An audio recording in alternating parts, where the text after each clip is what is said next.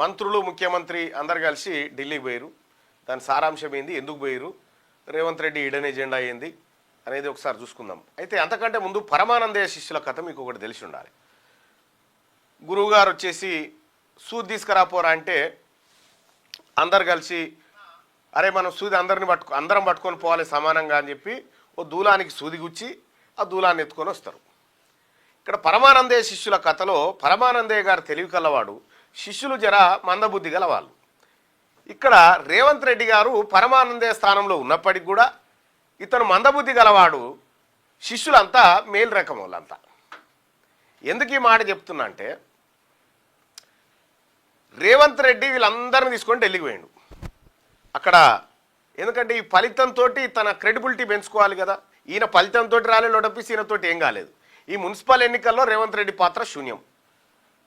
కేవలం power enjoy చేసుకుంటూ ఒక 6-7 శాఖలకు సంబంధించినటువంటి ఆర్థిక దోపిడీకి పాల్పడతా ఉన్నాడు, అంతవరకు మాత్రమే ఆయన. అయితే పార్లమెంట్ కాడికి పోయి ఒక్కనే పోయి నేనే చేసినా అని చెప్పి రాహుల్ గాంధీని కలిసే సమయంలో సబ్కో లేకేవాలంటే అప్పుడు అందరిని తీసుకుపోవాల్సినటువంటి పరిస్థితి వచ్చింది. తీసుకొని పోయి అయిపోయింది. ఇక్కడ ఇదే రేవంత్ రెడ్డి గారికి కితాబ్ ఇచ్చినట్టుగా అందరు మంత్రులకు కితాబ్ ఇచ్చినారు. ఆడ రేవంత్ రెడ్డికి స్పెషల్గా ఇచ్చినట్టుగా ఆంధ్రజ్యోతి కానీ వెలుగు కానీ ఇంకా రకరకాల పత్రికలు రాసుకొని వచ్చినాయి. అందరితోటి 10 నిమిషాలు మాట్లాడిందట ఎవరు, రాహుల్ గాంధీ గారు. 10 నిమిషాలు మాట్లాడకపోవచ్చు, అంత టైం కూడా లేకపోవచ్చు, తక్కువ ఉండొచ్చు. కానీ ఇక ఈ అంశాన్ని, ఈ మున్సిపల్ ఎన్నికల్లో విజయాన్ని రేవంత్ రెడ్డి ఖాతాలో వేసుకొని ఇది నా వల్లనే వచ్చింది, నేను గుంపు మేస్త్రిని, నా మేస్త్రి వల్లనే, నా మేస్త్రి పనితనం వల్లనే వచ్చింది అనేటువంటిది ఇక్కడ చెప్పుకోవడానికి. మరి ఎంపీ ఎన్నికలలో ఇది ఎందుకు చేయలేదు?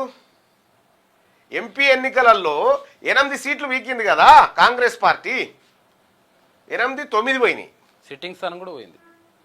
అప్పుడు నీ సిట్టింగ్ సీటు పోయినప్పుడు ఎందుకు పోయి మేస్త్రి పనితనం ఎందుకు చూపెట్టుకోలే? ఆ తర్వాత కొడంగల్ ఏది మహబూబ్ నగర్ సీటు పోయినప్పుడు అప్పుడు ఒట్టిదే ఐరన్ విడిచిపెట్టి మొన్న జరిగినటువంటి పట్టభద్రుల ఎమ్మెల్సీ ఎన్నికల్లో తమరు రెక్కలు కట్టుకొని తిరిగినా కూడా అటర్ ఫ్లాప్ అయిపోయింది కాంగ్రెస్ పార్టీ. ఆ రోజు పోయి నీ పర్ఫార్మెన్స్ చెప్పుకోలే. కానీ ఇలా మంత్రులు ఎమ్మెల్యేలు వాళ్ళ స్థానాలు పదిలపరచుకోవాలి, వాళ్ళ స్థానాల్లో కాంగ్రెస్ పార్టీ బలంగా ఉంది, నాయకుడు బలంగా ఉందని వాళ్ళు కష్టపడితే వాళ్ళ కష్టాన్ని అంతా తీసుకొని పోయి ఇది నాది అని చెప్పి రాహుల్ గాంధీ కూడా కూర్చున్నాడు. ఇట్లుంటాయి అన్నట్టు చిల్లర చీటింగ్ కార్యక్రమాలు ఉంటాయి అన్నట్టు రేవంత్ రెడ్డి గారి దగ్గర. అయితే సో ఇది వాళ్ళకు సంబంధించినటువంటి వార్త. అక్కడ పోయి ఇంకేమేం చర్చలు సార్, మనం బీసీలను 61% మందిని ఇట్లా చేసినాం, ఇంతమందికి టికెట్లు ఇచ్చినాం, బీసీల ప్రజాప్రతినిధులను తయారు చేసినాం కాబట్టి బీసీలకు రిజర్వేషన్ ఎక్కువ ఏం కాదు సార్, మనం సామాజిక న్యాయం చేసినాం అనగానే మరి అక్కడ ఉన్నటువంటి బీసీ మంత్రులన్న మీరు ఇటు చీట్ చేస్తున్నాయని గుర్తించాలి కదా. రేవంత్ రెడ్డి బతుకే చీటింగ్ బతుకు. ఆ చీటర్ బతుకు ఈ బీసీలకు అన్యాయం చేసేటువంటి వ్యాఖ్యలు అధిష్టానం దగ్గర చేసినప్పుడు బీసీ మంత్రులు అట్లెట్లనయ్యా బడ్జెట్ కాడ మోసం చేసినావు కదా, బీసీ సప్లాన్ కాడ మోసం చేసినావు, బీసీలకు 42% కాంట్రాక్టుల కాడ మోసం చేసినావు, బీసీ డెడికేట్ కమిషన్ రిపోర్ట్ బయట పెట్టలే, కులగణనలో ఆగమాగం చేసినావు కదా అని చెప్పి వీళ్ళు మాట్లాడాలి. కానీ వీళ్ళు మాట్లాడే పరిస్థితిలో లేరు. సో వీళ్ళు మాట్లాడే టైం వస్తుంది, ఖచ్చితంగా మాట్లాడతారు. ఇక రేవంత్ రెడ్డి గారి ఎపిసోడ్ అది.